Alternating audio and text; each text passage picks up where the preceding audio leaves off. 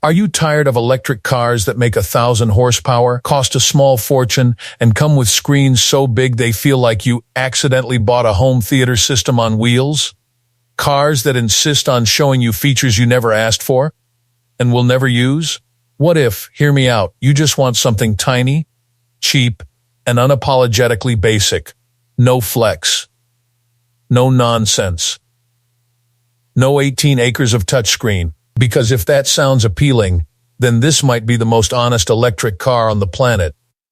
This is the Wuling Hongguang Mini EV, the original antidote to excess. And yes, it's still a thing. Picture this, you hop in, twist the key, well, metaphorically. No startup animation. No dramatic chime. You press the accelerator and the car just goes. Quiet. Instant. Simple. No pretending to be something it's not. And that's exactly why it's brilliant. Quick pause. If you enjoy honest car reviews without the boring fluff, hit subscribe, drop a like, and comment whether you'd actually drive something this simple. Alright, back to it. Welcome back. Today we're talking about one of the most important electric vehicles ever made, even if it doesn't look like it. Longtime viewers might remember, this isn't our first time with the Mini EV. We reviewed it way back in 2020, back when fanny packs were cool. The first time. Since then, the Chinese EV market has exploded. Every manufacturer rushed in with their own tiny electric car. Meanwhile, brutal price wars pushed down the cost of larger EVs like the Bide Seagull and Geely Geometry. So logically, you'd expect this thing to fade away, right? Yeah, no. Instead, the Mini EV just casually reclaimed its crown as the best-selling car in all of China. Let that sink in. Not EV. Not compact car, period. They sold 120,000 units in just 2 months, October and November alone. Over 5 years, 1.8 million cars sold. That officially makes it the highest-selling Chinese EV ever. And the reason is painfully simple. This thing costs about the same as a decent motorcycle. Now, Wuling has tried going fancy before. There was a convertible version, cute, trendy. About $14,000. But for 2025, they snapped right back to reality. The top spec model costs around 8,000 USD, and this one, the base model behind me, $6,500. Which means this entire car costs less than the license plate attached to some luxury cars in China. That's not a joke. That's math. Now here's the interesting part.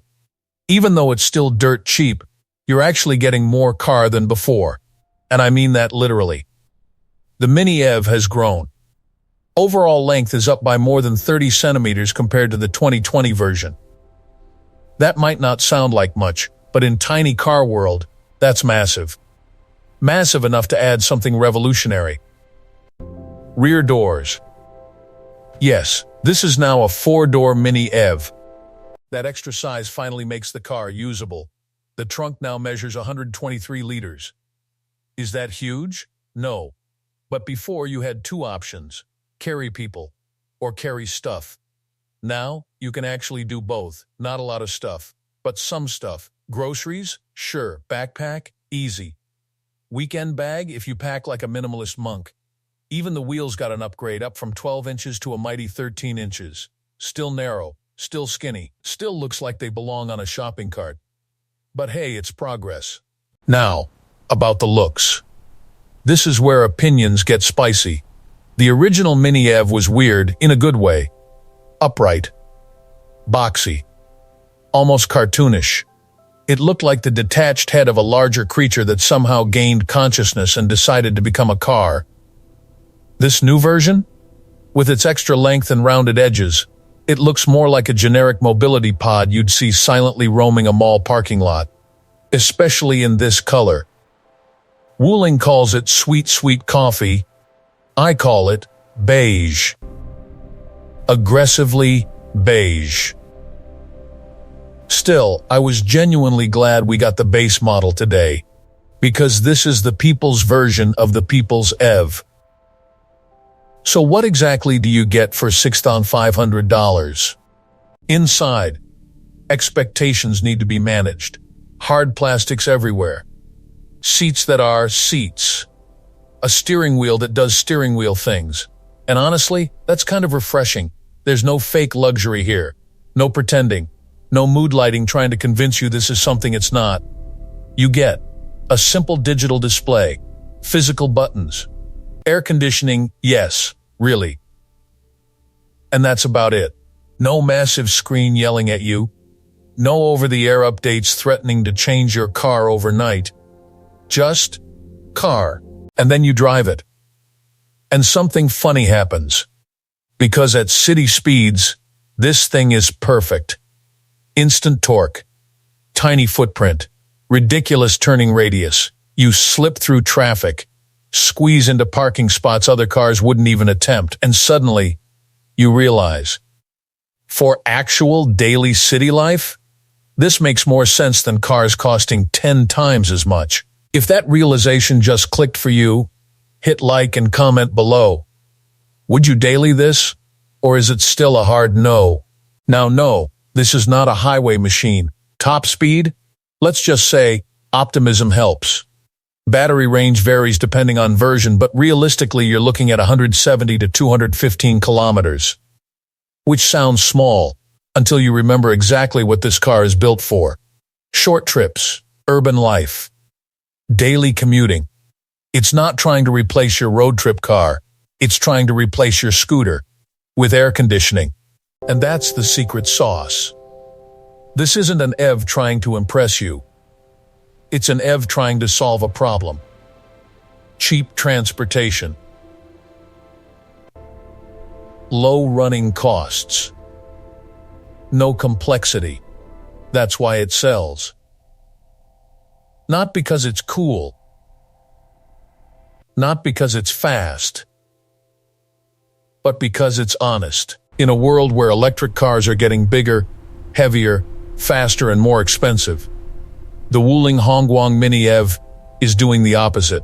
Smaller, slower, cheaper, and somehow more relevant than ever. If you enjoyed this kind of no-nonsense car review, subscribe for more, drop a like if you respect simplicity, and tell me in the comments, is this the future of real city cars, or would you never be caught dead in one? I'll see you in the next one. Inside, the Mini EV does the absolute bare minimum, and somehow still gets away with it. You get air conditioning. Yes, actual cold air. You get electric windows, central locking, and a 7-inch digital instrument cluster with a backup camera. Now let's be honest. The screen quality is not winning any awards. It looks like something pulled straight out of an early 2010s tablet.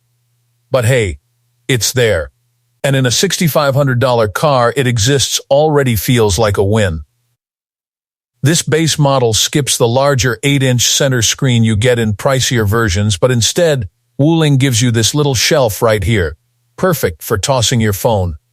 Navigation? Sure. Watching a video while parked? Also sure. To keep it alive, you've got 2 USB ports tucked down in front of the passenger seat. Now here's where things get unexpectedly funny. Despite making just 30 kilowatts, or 41 horsepower, this tiny rear-mounted electric motor delivers torque immediately. Like immediately. Press the accelerator even a little too hard, and your phone will straight up launch itself off that shelf and disappear into the footwell like it was ejected. Quick pause. If you enjoy discovering weird little details like this in car reviews, hit subscribe, drop a like, and tell me in the comments, would your phone survive day one in this car? All right, back to reality. The driver even gets a vanity mirror. The passenger? Nope. Luxury is apparently a solo experience. And honestly, this base model gives you exactly what you need to get from point A to point B in relative comfort. Nothing more. Nothing less. Spend more money, and you'll unlock things like auto hold, keyless entry, and keyless start. This one, you get a physical key, like an actual key. You also miss out on LED headlights. Those are reserved for higher trims. Here you're rocking classic halogen units living that retro life. Down here between the seats, things get even more old school. Just like the original 2020 Mini EV, this base version has R&D, and that's it. No park. So parking works like a manual car. Neutral. Handbrake. Done. The higher trims add a proper P position on the selector, but honestly this setup kind of adds to the charm. No matter how much money you spend on a Mini EV though, you're stuck with one interior color. This beige and brown combination Wuling calls caramel cream. I call it public transportation chic. Material quality? Hard plastics everywhere. If you've ever been on a city bus, you already know the vibe. The seats are decently shaped, but the foam feels only slightly softer than a park bench. The upside? They'll probably still look the same in the year 2100. And honestly, that's exactly what you'd expect at this price point. The only real disappointment here is that the car has lost some of the personality it used to have. Back in 2020, the pedals had little symbols, a plus on the accelerator, a minus on the brake. It was dumb, it was unnecessary, and it was charming. Now, only the minus remains. And let's be real, when you're driving a $6,500 car, a little positivity goes a long way. Given that 25 out of the 34 centimeters this car has grown since 2020 went straight into the wheelbase, you'd expect the rear seat to feel noticeably better. But when you actually sit back here, yeah, not really. For reference, I'm 5'9" or 1.75 meters, and my knees are already pressed firmly against the front seat when it's set for someone my size. The seat bottom is short, your legs sit high, but headroom? Surprisingly fine. And look, does it beat sitting on the back of a motorcycle? Absolutely. By a mile. Before we get back on the road, quick side note, because this actually fits the Mini EV lifestyle perfectly. This compact power cube charges via solar panels, lights up your campsite, and keeps your devices alive wherever you park. It's got a secure front lock and 400 to 450 liters of storage, so it's both practical and safe. If you want to turn a tiny car into a tiny adventure rig, check the link in the description and grab your N-row roof box. Alright, now let's talk about the part nobody should be shocked by. Let's start with what the Mini EV absolutely does not excel at. Driving refinement. And honestly, none of this will surprise you. Once you pass about 60 kilometers per hour, wind noise and tire noise crank up so much that you can barely hear what's coming out of the sound system. Which doesn't matter much, because the sound system itself is extremely basic. 2 speakers. Radio only. That's it. More expensive versions get Bluetooth and music streaming. This one? You're living that FM life. Now, one of the USB ports does show a little data symbol. When you plug your phone in, something clearly recognizes that it exists. But for the life of me, I could not figure out which of the very few steering wheel buttons would convince my music to actually come out of the speakers. The car knows the phone is there. The phone knows the car is there. They just refuse to cooperate. Below 60 km/h, wind and tire noise aren't a big deal, but instead, you're treated to 2 other stars of the show, a very loud rear electric motor and an enthusiastic air conditioner. The good news? This AC is way better than the one in the 2020 model. That older one sounded and performed like a small struggling mouse blowing lukewarm air at you. This one? Still noisy, but at least it actually works. And as you might have guessed, sound deadening here is basically a suggestion. You can probably tell by the truck that just went by, everything outside makes its way inside. But when you remember this car weighs just 760 kilograms, or under 1,700 pounds, suddenly, it all makes sense. There's only so much insulation you can add before the entire point of the car disappears. A huge chunk of that weight comes from the battery. This base version uses a 16.2 kWh LFP battery, rated for about 205 kilometers of range under China's KEL-TC cycle. Step up to the higher trims, and you get a 25.1 kWh pack, stretching range to roughly 301 kilometers. But honestly, range isn't the biggest upgrade here. The real game changer? Fast charging. This latest generation finally supports it. Instead of waiting 5 to 6 hours, you can now go from 30 to 80% in about 35 minutes. For a car like this, that's huge. Quick pause.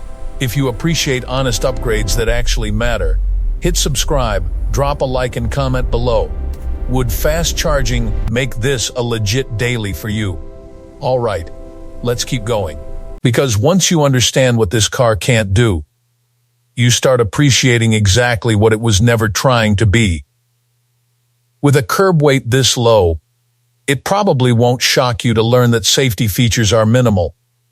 That said, I'm genuinely happy to report that even the cheapest version now comes with a driver airbag, something the original car definitely did not have. You also get ABS, which may or may not have existed before depending on who you ask and what day it was. What you don't get on this base model is traction control or stability control. Those are reserved for higher trims along with a passenger airbag. Ooh la la. But let's be honest for a second. This car makes 30 kilowatts. That's it. I don't even know the torque number, because Wuling refuses to tell anyone, but with this much power going to the rear wheels, you're probably not overwhelming the tires anytime soon. So yeah, traction control would be nice. But necessary? Probably not. Back on the highway, things get lively. These tires are extremely skinny, which means the driving experience feels much more involved than in a modern car. Honestly, it feels closer to something from the 1960s. You're constantly correcting, left, right, just to keep it tracking straight. It demands attention. This base version, with its roughly 200-kilometer range, was never meant to be a highway cruiser anyway, especially once you factor in the noise and vibration. But here's the thing. That's not what this car is for. Because in the city, this thing absolutely comes alive. That short wheelbase that makes highway driving feel busy suddenly becomes a superpower. It's ridiculously maneuverable, effortless to park. Perfect for tight urban spaces where bigger cars just get in the way. Quick pause.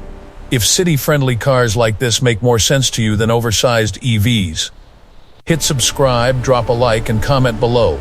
Would you daily this in traffic? All right, let's finish this up. The ride quality isn't great, but because the car is so light, it doesn't actually need an advanced suspension setup. Up front, you've got McPherson struts. Out back, a solid rear axle. Simple, cheap, effective enough.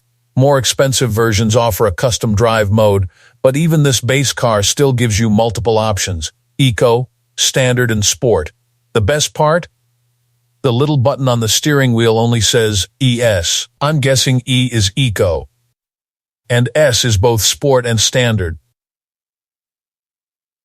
Now that is what I call economical design. I'll admit, after driving cheap Chinese cars loaded with advanced driver assistance, part of me expected this thing to secretly have L2++ autonomy or something insane like that. It does not. It doesn't even have cruise control. So yes, the driving experience is exactly as unrefined as you'd expect. But it still beats the hell out of being exposed to the elements on an electric scooter or motorcycle.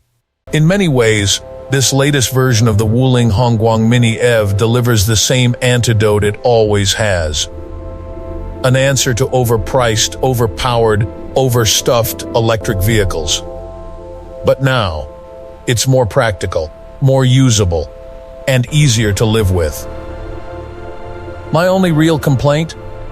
I wish they'd kept a bit more of the quirky charm from the original. Still, for what it is and what it costs, this thing remains one of the most honest electric cars on sale today. If you enjoyed this kind of no-nonsense car review, subscribe for more. Drop a like if simplicity still matters. And let me know in the comments. Would you take this over a massive, tech-loaded EV, or not a chance? I'll see you in the next one.